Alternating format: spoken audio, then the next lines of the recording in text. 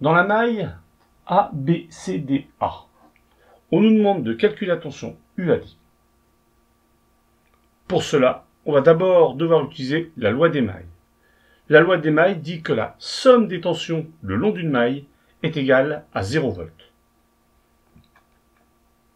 Donc ici, on va appliquer la loi des mailles dans notre maille ABCDA, en prenant bien en compte le sens positif.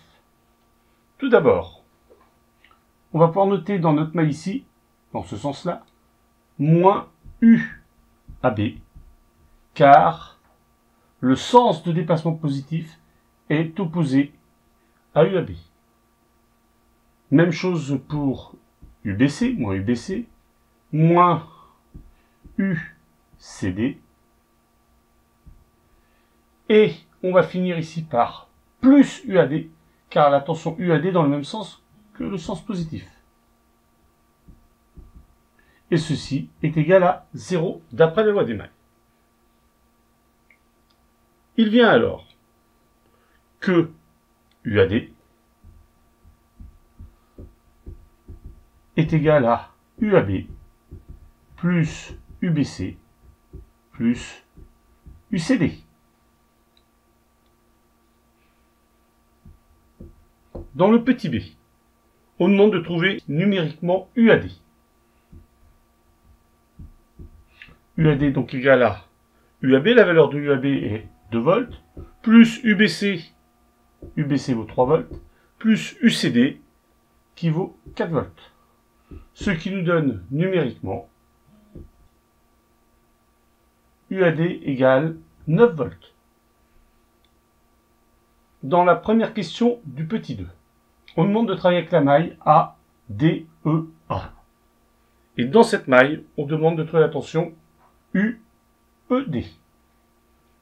Donc on va travailler de la même manière que tout à l'heure, avec le sens positif.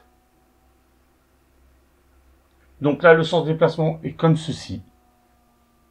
Donc on va commencer avec UAE, car la flèche AE est dans le même sens que le déplacement positif. UAE.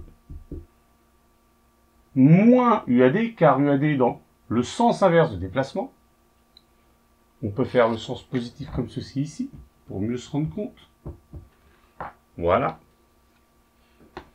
Donc, moins UAD, plus UED,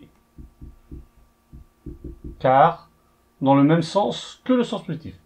Vu qu'on est dans la maille, ceci est égal à 0 volts. Donc, UED est égal à UAD, car on passe de l'autre côté, donc en positif, moins UAE. Dans le petit b de la question 2, on nous demande de calculer la valeur de UED, sachant que UAE égale 3 volts. Donc, UED est égal à UAD, qu'on a trouvé tout à l'heure, qui valait 9 volts, moins UAE, qui vaut 3 volts, ce qui nous donne au bilan une tension de 6 volts pour UED.